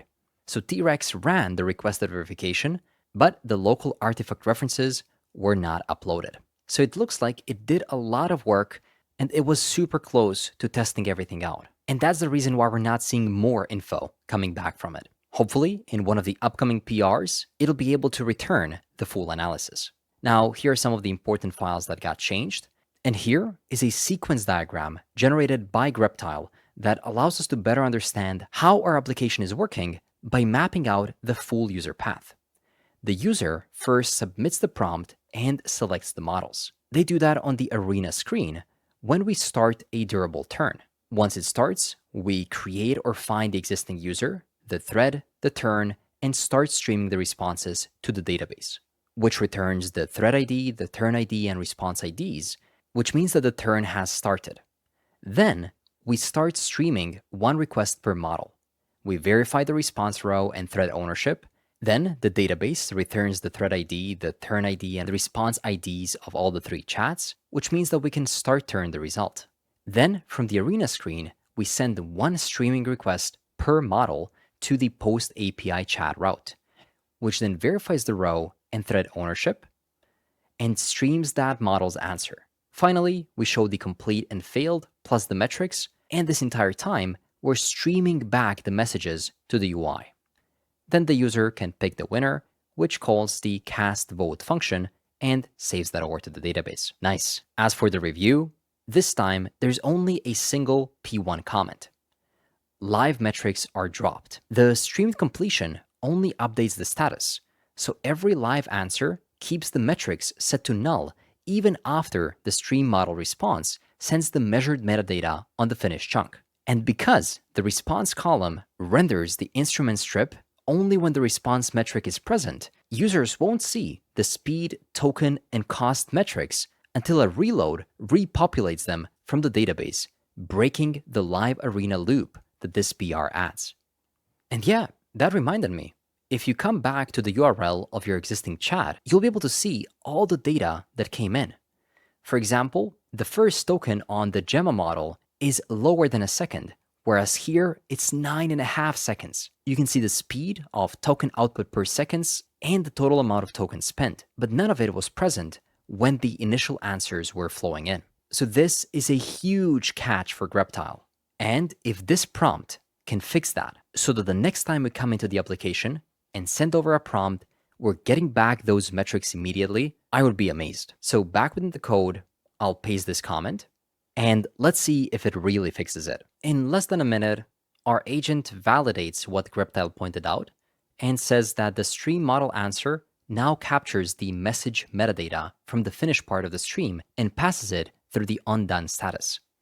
And just to be sure, I'll tell it to ensure that the metrics come in at the same time that the response is streaming in, because right now it only comes after reloading the page. So after it finishes responding, we can go ahead and run something like testing. Super simple, but it should show us whether it's working properly. Run it, and as we get redirected to the thread page, we start getting the answers, and this time immediately, without reloading the page, we get the full metrics back. You were able to see how this one got started significantly sooner, but now you could also quantify it. It started 3 times sooner than this one. Now we have the metrics alongside the answers, so that you can compare both, which is kind of the point of this entire application. Now that that is done, we can just commit those changes, and they're going to automatically be reflected within the PR. And with that in mind, Greptile provided only a single comment, but that comment caught The most important, currently broken feature within our application that wasn't even showing. So we weren't able to see the error, but looking at the code, it found it and fixed it. And in the next lesson, we can focus on implementing the thread history so we can load and render our previous conversations. Continuing right where we left off in the last lesson, let's implement the Your Threads section. We can do that easily by opening a new Claude Code window and telling it to develop feature 7 of our scope, which is the thread history. And let's see if it has any questions for us before it starts implementing it. And nope, that doesn't seem to be the case. This is a super simple feature, so it just started implementing it right away. That's what I like to see. Good boy. And very quickly, it followed through and developed feature 7, thread history. This one was simple given everything else that we already had within our project. So it just had to slide the pieces together, and here you have it. A thread history where you can now head over and check the previous conversations you've had with the agents. Love it. Couldn't be simpler. Now, let's move over to the next feature.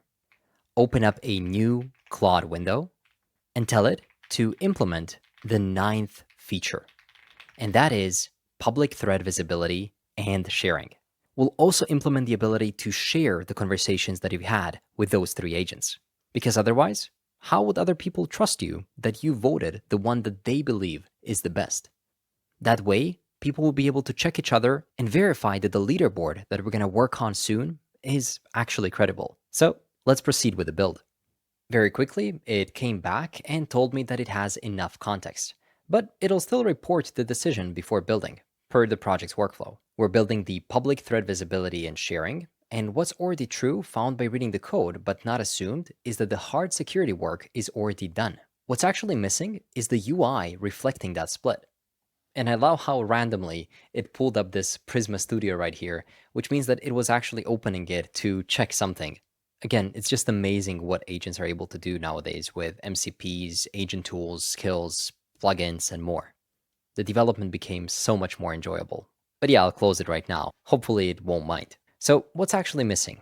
Right now, a non-owner still sees a live composer and pick these buttons and only finds out they can act after the server refuses. That's a working safety net, not a good experience. The owner should be the only one who ever sees an actionable composer or vote button. Everyone else should get a quiet, honest, you're viewing somebody else's thread notice instead. And there's also no way to grab the link beyond copying it from the address bar. So it just needs to implement these 2 very simple things. It proceeded with building them, testing them a bit, and I believe it's very close to getting it done. In a few more minutes, the feature 8 is now done. It turned out the hard part, owner-only rights, public reads, and honest 404s, was already in place from features 3, 6, and 7. So what was actually missing is the isOwner being resolved on the server side, a copy link button, and that's it. So now we, a real person, can open up a real thread signed in as its actual owner and confirm the composer and vote buttons render normally, and then click copy link in a real browser and confirm the clipboard actually holds the URL. So run the app by running pm dev, and back on localhost, you can head into one of our previous conversations. You should be able to see which one we selected. So here we already left a vote, but maybe if we go here, we left votes as well. And here we can still pick one. So let's go ahead and pick this one, for example. That works. And if you try to copy the link, head over to another chat and then paste the link you just copied, we successfully get navigated to the right chat. So with that in mind, this feature is now done. We have only 11 files changed, but we did implement 2 features since last opening up a PR. So let's tell it to push the code and open up a PR. Very quickly, it'll do just that.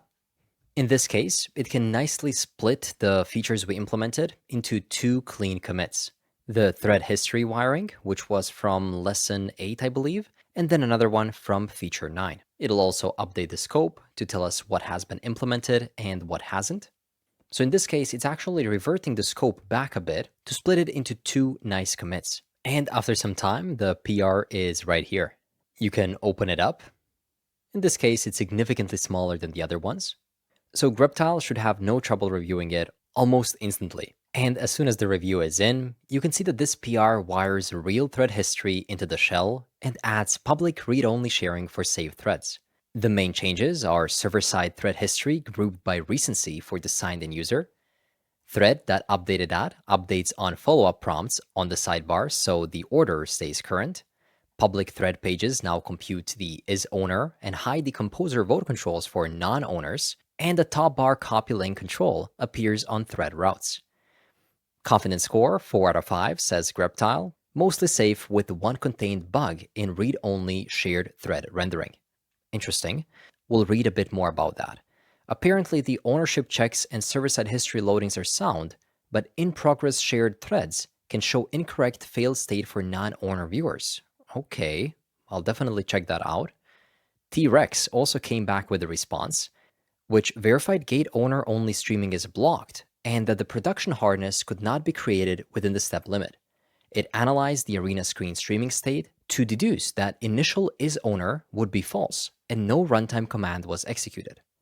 It investigated the real app startup path and observed that the first run booted, but failed on the first request due to missing required environment variables. It tried a second run with a dummy environment, but Clerk blocked the route rendering because the publishable key was not valid, and server logs showed the made-up thread path reached 404, while the browser was unusable due to Clerk 500. But it did collect and review the artifacts from both runs to corroborate the blocked UI outcomes, including the server and browser logs and the 2 Chromium screenshots. So if you check the artifacts, this is how it looks like. Here's an explanation of what T-Rex did, and here you can explore the artifacts, such as the public thread browser dummy invalid log, the public thread right here, a Chromium screenshot of what actually happened in the browser, a few more screenshots, and some more information. But yeah, it was unable to run it because it didn't have the right envs. As for the sequence diagram, you can see that the viewer can now open the thread route, which opens the thread page. It loads the turns and the owner from the database, and it checks whether the current viewer is the owner. If it is, it renders the isOwner and gives the owner controls to vote on specific responses. And in this case, we didn't get any comments on this specific diff or this specific PR, but we got some comments outside of the diff, saying that read-only visitors still run the streaming side effect for any streaming response. So when a shared thread is opened, signed out, or by a non-owner, the stream model answer posts to API chat, which returns the 401 or 403, and this callback changes the local response to failed. And an in-progress public thread can render as failed just because a viewer opened it. That's not good, and I actually didn't test out viewing the threads by a non-signed-in user or by a non-owner. So let's go ahead and apply this fix. We can run it in this terminal right here, and it quickly replied, good, the route already enforces ownership server-side, so my earlier concern about the deeper server-side gap doesn't apply, that was already closed. The fix that I made purely addresses the client-side UX that the reviewer flagged. So it's valid and fixed, and we can quickly commit it via a new commit message to prevent non-owners from advancing streams in the Arena screen component. As soon as the change is in, we can merge this PR, and back in the Greptile dashboard, we can do a bit of an analysis of what happened so far. So we reviewed 12 PRs across 6 reviews, caught 5 bugs, which we can analyze further right here. Only 1 was P2, 4 were P1, so higher severity. And under settings, for T-Rex, maybe instead of running it always, we can filter when to run it. You can filter it by specific repositories, branches, labels, keywords, or files changed, so that only more intricate PRs actually get T-Rexed. In this case, I'll add me, so whenever I push something, I want to get a T-Rex to review it. Okay, jokes aside, this feature is built, so let's continue. In this lesson, we'll make our app more secure by implementing additional Arcjet features. So that makes it a perfect opportunity to install the Arcjet MCP so that the agent can directly test the application further with it. Back within the application, you can open up your terminal and run Claude MCP add Arcjet. It'll add it immediately. You might want to turn on Claude and head over to MCP to authenticate it. It seems like it's already authenticated. So thread sharing now works. And that means that anyone with the link reads the thread and only the owner can touch it. Should we just ship the app and move on? Well, except we just changed something that we haven't dealt with yet. Up until about 10 minutes ago, every route in here required a session. There was nothing to point at. But now, there's a URL that anyone can open without an account. Just open up an incognito window, paste it, and you're in. It's read-only, so nobody's sending the prompts or voting without logging in. But read-only isn't the same as safe, because every one of these page loads still hits the database. And right now, nothing stops one client from doing it 10,000 times or taking the thread IDs to scrape the full application. So we've got two different surfaces to think about. The public read route, which is new as of today, and the authenticated chat route, which was never protected either. It was just harder to find. And this is where, if we set up Arcjet properly, we get shield, bot detection, usage limits, the whole thing.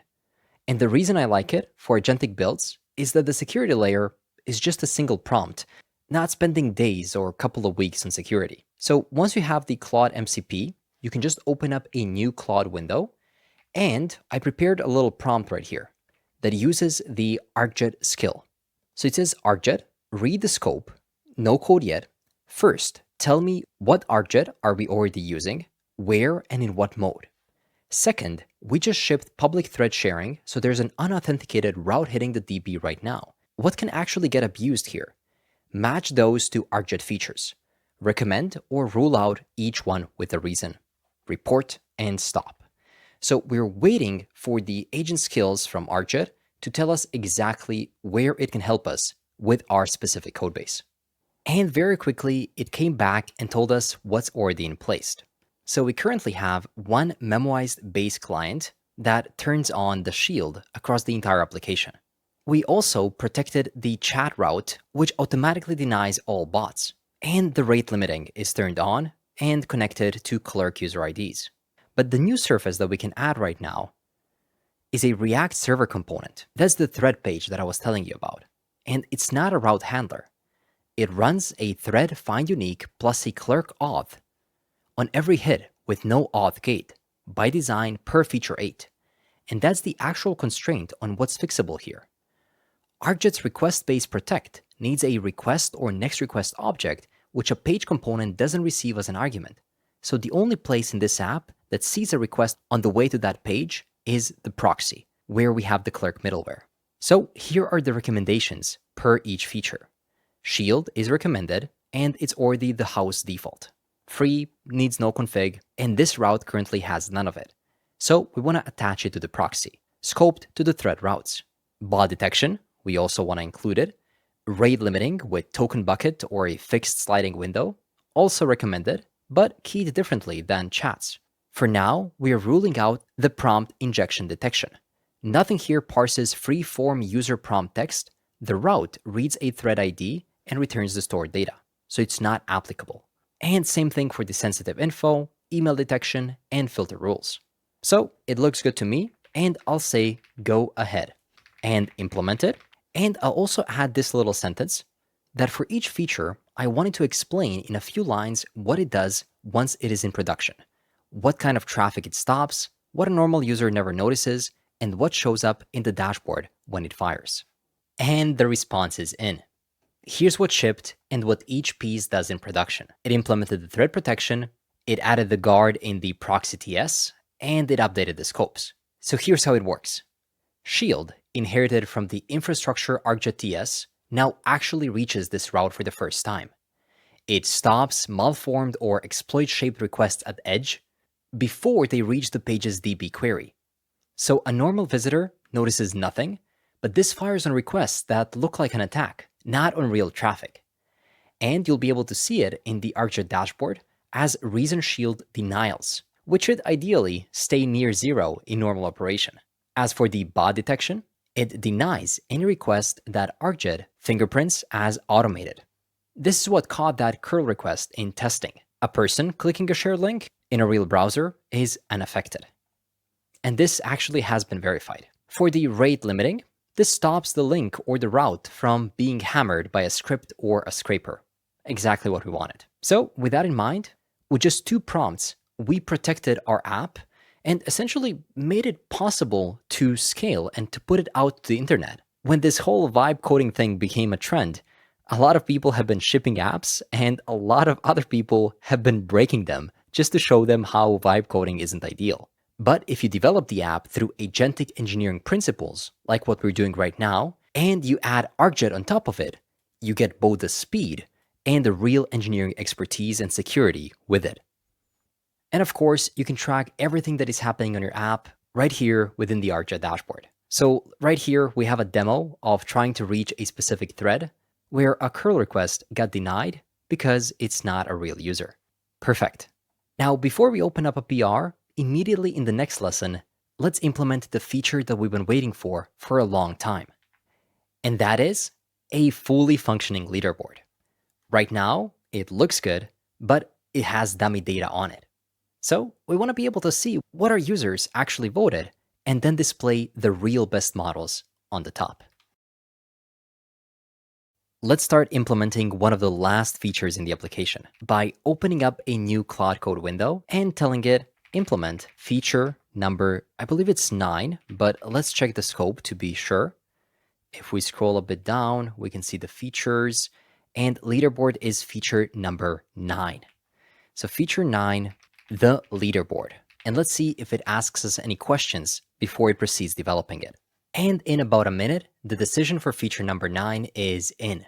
The query lives in features, leaderboard standings, server only, reading the infrastructure database directly. We see the shape of the query, and the toggle is the real navigation. So if you want to take a look at which models we prefer versus the default leaderboard, you can check that too. It's ranking by the win rate, descending, and that's it. No forks right here. Everything above follows directly from decisions that features 3, 7, and 8 already made. So go ahead and say build it. It updated its own list of to-dos to write the leaderboard standings TS query so it can replace dummy data with the real one, update the leaderboard screen to take those roles in, update the page for auth and search params to call the query, and that's it. Let's see how it does. And the feature 9 is built.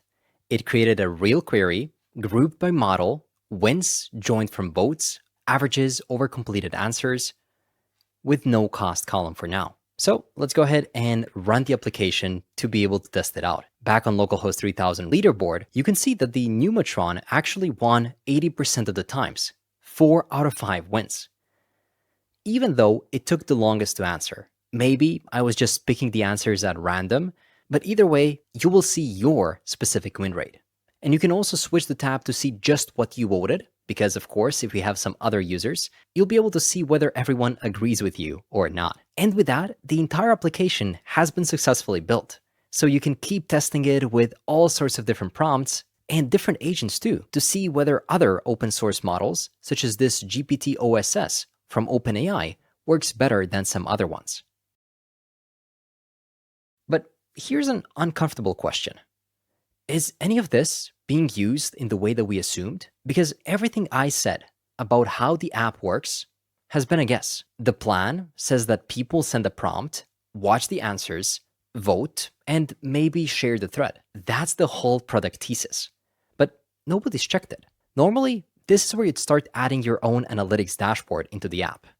Some charts, an events table, or a page that tells you what is happening. That's a feature on its own, and it's a week that you're not spending on the product. And you most likely have to bring in a marketing person on board to help you with it. So let's flip that around. Back within the application, open up a new chat, and let's put PostHog to use. Let's say which PostHog features do we already have in this app? If anything, what is it tracking? And what's worth adding? Given what the app actually does, people send a prompt to a few models, watch them stream, vote on a winner, and share threads publicly. List what to add and what to skip with a reason for each. Then use everything that you implemented while using the PostHog wizard to this project and share with me your recommendations. And very quickly, it came back with the findings. First, it looked into the provider client setup and how we're using it currently. Then it said that we can track all the events fired using PostHog capture and wrapper calls. Then it looked into the envs, the packages that we have right now, and the docs from the scope that refer to what we could add. And it also looked into reverse proxy, session recordings, and additional PostHog features. It specified what's already wired, and then what's worth adding. So let's check it out. Thread visibility changed. Make public or private. Feature 8 is the one real gap in the funnel. Right now, there's no way to know how many threads actually get shared. Okay, that's going to be a useful feature. Public thread viewed. This is also useful because the whole point of sharing is outside eyes on thread. Without this event, you can't tell a shared link from a thread that only its owners ever revisits. Ad blockers strip a real chunk of direct PostHog traffic. So proxying is going to fix that. Also, we want to add the auto capture. So unhandled client exceptions won't go untracked. It decided to skip the feature flags, the group analytics, and the surveys. And when it comes to the funnel dashboard insights, we're going to create it using PostHog AI directly in the dashboard. So that's it. The proposed decision is to implement the 4 add items, skip the rest, and leave the dashboard as the manual note. Want me to go ahead? Yep, let's go.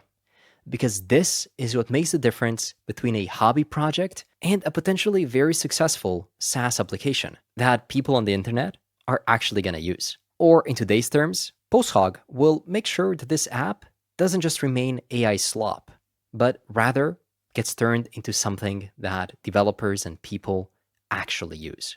So let's see what it comes up with. And this was quick. All 4 pieces are now built and verified by typecheck, lint, and build. We don't have to read the summary because it just implemented what we discussed. So now that it's tracking all of these events, what I would recommend you to do is to play with the app a bit further. So now that we're actually tracking what the users are doing, I would recommend testing the app a bit further. First of all, let's log out of the current account and move on to a new one. This time, I'll do it through my private account, and let's ask a new question. Oh, and I'll also change the models so that we're using entirely different models. Let's use a Laguna extra small. Let's use this Inclusion AI Link 3.0 Flash, and let's use the North Minicode. So these are completely new models. And let's go with, again, something that tests the character of these agents. I'll tell it to write the git commit message for the worst thing that you've ever shipped to production. And let's see what it has to say about that. And very quickly, it's coming back with the responses. Feat, oops, I accidentally hard-coded my dev password into production config. Okay, that's not that bad. Oh, but it turns out that leaving the debug email enabled caused our billing system to email all customer receipts to my personal inbox for 3 days. 4K refund notifications, 0 customer trust. Yikes. This one said implement delete all user accounts. Well, this one wins for sure. Added a single nuclear option button for efficiency, removed the confirmation dialog because it was too many clicks, and QA said they found a bug, but I told them that it was a feature. Okay, this one definitely wins. I don't even have to read the next one. Catastrophic data corruption. No. This one is the winner, and it actually responded the quickest and spent the least amount of tokens. So I'll definitely vote on this one right here as the winner. Of course, you can keep chatting, you can keep testing things out, or you can head over to the leaderboard, where currently this one is the winner. You can see that our other user, JavaScript Mastery, voted 4 out of 5 for this one, whereas we just voted for the Link 3.0 Flash. And what matters here is also the amount of times that it ran for that agent. This one is 1 out of 1, so it's 100, but this one is 80%, but 4 out of 5. So this piece of info is also very important. And you get the average time to first token, as well as the average speed in tokens per second. You can check out all the models that we have, and maybe we can do yet another call. This time, something a bit more serious. Like, let's go with this one. Write a TypeScript function that debounces an async function and cancels the in-flight call. include the types, and then explain the tricky part in 3 sentences. And this one is an obvious winner, so I'll remove it. And instead, we'll go with another one. Let's go with the OpenAI this time. This one should test the actual mechanics of the application. So let's see what do we get out of it. So this one is still writing, as you can see right here, whereas this one already finished. It spent 700 tokens, but let's see how well it explained the tricky part. The main difficulty is managing the lifecycle of the asynchronous execution separate from the timer. You must ensure that when a new call arrives, you don't just clear the set timeout, but also trigger the abort controller to stop the actual network request or heavy logic. Okay, this one just said the tricky part is managing multiple concurrent debounced calls, and we need to cancel the previous ones. Also, we use abort controller, but the type system doesn't track in perfectly. And this one actually did it in 3 sentences. Promises can be truly canceled. Therefore, the wrapper must also create a fresh abort controller. And finally, you must swallow the abort generated rejection. In this case, I vote for GPT-OSS. Perfect. So let's say that we have moved across the application enough so that we extract some useful data or useful metrics from PostHog. So let's head over to the PostHog dashboard. Open up the LLM Arena project and head over to Activity. And you should be able to see everything that is happening. Here you can see everything happening on my private account. You can see some unauthorized accounts, as well as everything done on the contact @JS mastery account.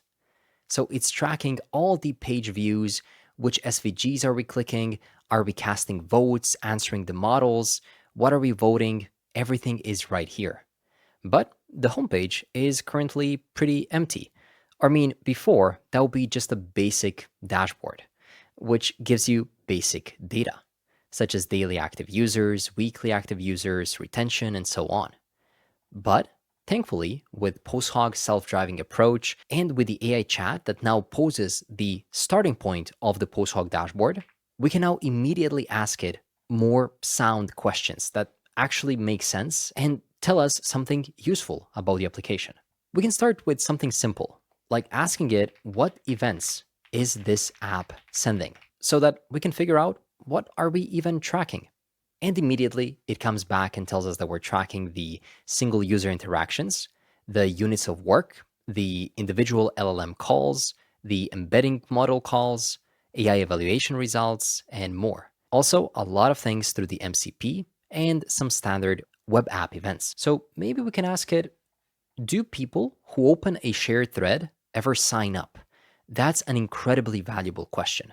Like, if somebody copies the URL, shares it with a friend, does that friend become the user of the application? And to answer this, PostHog will have to figure out which metrics is this regarding and then connect them together to form a sound response.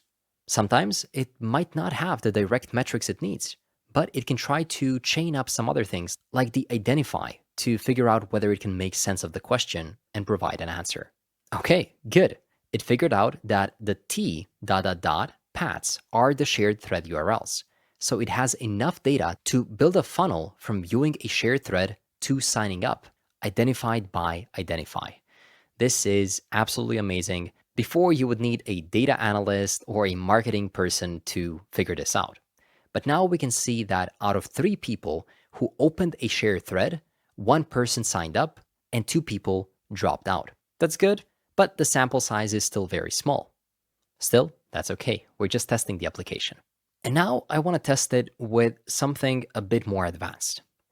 I want to tell it to show me the daily prompt sent, daily active users, a funnel from prompt sent to vote cast, votes broken down by model, average response times by model, tokens used, and you get the gist. I want to get everything that we're tracking with PostHog. For this, it created a 9-step plan, and at the end, it'll actually assemble everything into the dashboard. It read all the schema data. Now it has enough information to build the insights, so it's going to think about how to position it. And after a few minutes of work, it built a lot of these individual insights, but now it's assembling it into a final dashboard. And the dashboard is in. We have the daily prompt sends, the daily active users, prompt sent to vote cast funnel, and a lot of the other stuff. It also gave us the key findings right here. So what do you say that we actually open up the dashboard? Check this out. I'll zoom out so you can see it a bit better. And you can actually drag and drop some stuff to take more or less space if you want to. And here we can extract all the useful info, such as the tokens used by the model. This is super useful. So for example, this GPT OSS used the most tokens. We can see the average response time by the model as well. So this data is very useful. Votes by the model. So how many times people are actually deciding to speak with these models, how many people are giving the votes, the daily active user amount, as well as the daily prompt sent. And this is just the start because currently it's just me, myself, and I testing the app. But as we deploy it and onboard real users, that's when the real data will start flowing in. So as I said already, this is what makes a difference. A toy AI slop project and a real product that people are actually going to use and therefore that you can sell. So what's the last thing to get the real users? Well, it is to make sure that the final build passes without any errors, which means that we want to get it reviewed by Greptile. This time, we want to do a bit more of a thorough review. So I'll say add, commit, and push all the code and open up a PR. Then we'll get that one last final review, and after it's in, we'll go ahead and merge it to the main and deploy the project to the internet. And very quickly, it opened up a PR. This one implemented feature 9, closed gaps for threads, where we got a lot of Arcjet coverage in terms of shield, bot protection, and IP keyed rate limit. And PostHog, where now we're tracking absolutely everything about our app so we know how our users are using it. Greptile started the review. So while it's doing that, let's check a bit about what it did so far. Over one single repo, we have 7 different PRs reviewed and $5 caught. It doesn't seem like a lot, but I actually like that because it's not just throwing every single little nitpick that it found. All of these bugs actually mattered and severely impacted how the users experience the app. And so far, we got a solid 4 out of 5. Let's see what the last review is going to say. Oh, and while it's reviewing it, we can already start getting this project deployed. So I'll open up a new chat, and I believe I already have the Vercel MCP connected to my organization. So I should be able to get this project deployed with literally a single agentic command. And you can set up on your end too. So I'll say deploy this project to Vercel. It'll first check the project to understand what's needed for deployment. And while it's checking that, we got a 5 out of 5, finally. So let's check out the feature 9 real leaderboard, Arcjet, and PostHog proxy.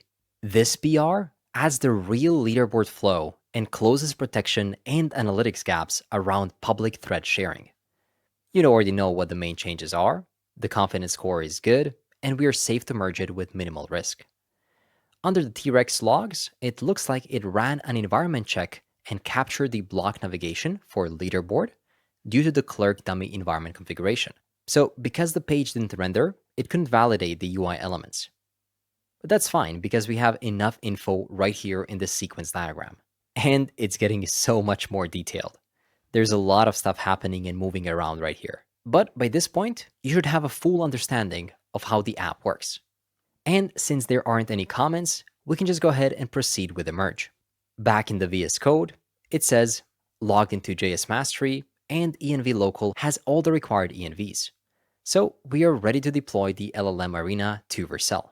This will link the project, upload the env vars, Vercel secrets, and trigger a production deployment. Yep, let's deploy to production. And the app got deployed successfully. It's pretty crazy that you no longer even have to visit the dashboard or manually click things out. You can just do it from here. So if you now open it up, you might be able to see an error. It's a server error, so we need to check the logs. If you head back over to Vercel under logs, you should be able to see that it says that a database URL is not present. It needs to be Postgres, but it's not there. Then if you check out your environment variables of the LLM Arena project and check the database URL, you can see that indeed is Postgres. Oh, but it starts with double quoted strings, and Zod validation doesn't support that. So we need to save it and then redeploy without the double quoted strings. I believe this should fix it. So if you head over to deployments, we can wait for a new deployment to go through. So if you head back to the URL and reload, you should be able to see the app. And we are now logged in and can continue using and testing the app as we please.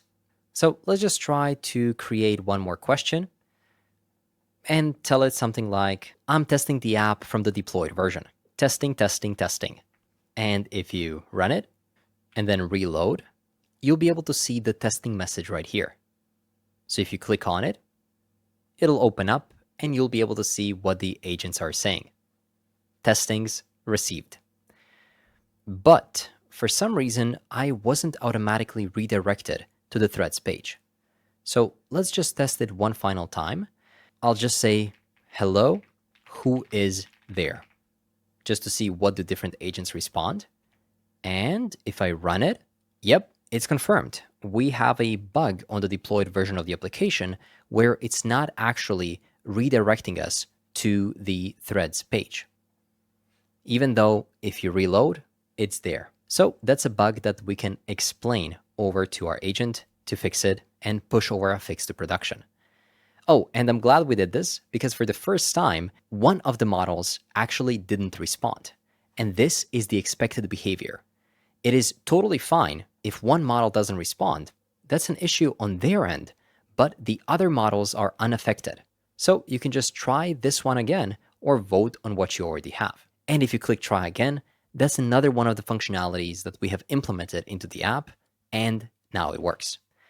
Okay, so let's quickly head back to the code and tell it we have a little bug in production, and that is when we run a prompt, it doesn't redirect us to the threads page.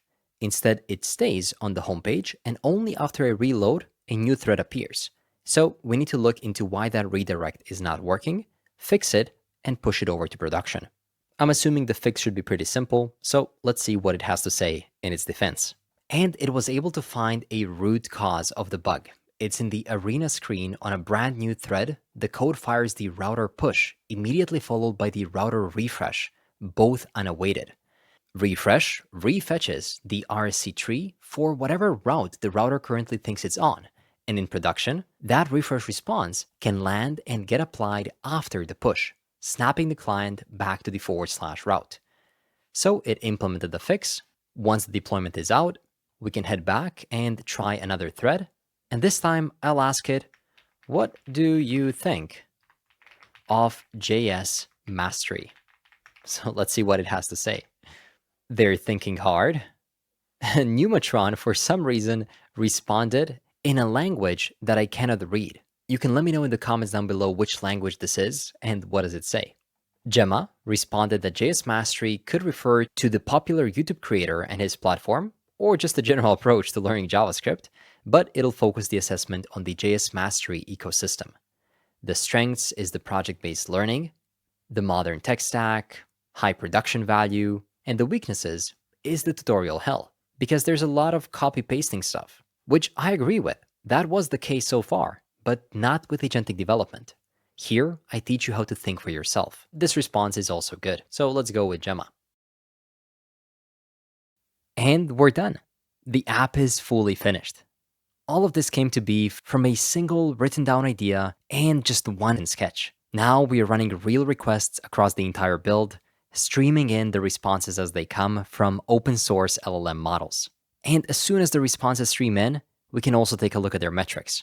Throughout the build, Greptile also provided us with a couple of great pull request reviews and a few T-Rexes. I very much like the one where it figured out that the metrics were not coming in with a response due to a little bug.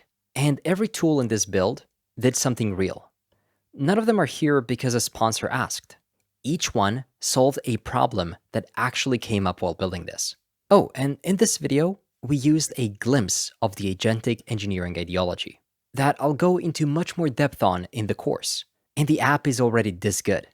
Imagine what a full workflow looks like end to end. The waitlist is in the description. But now tell me, did you follow along and build it yourself? Will you keep testing different models? Or do you have ideas for features that would make this better? I actually have a challenge for you. Add one more feature you think users would genuinely want, and then add clerk billing to the entire application. That'll turn it from a portfolio project into a real subscription SaaS. Whatever you make, share it on LinkedIn or X, and tag JavaScript Mastery, Clerk, and whatever other tool you end up using. Your work deserves to be seen. Good luck.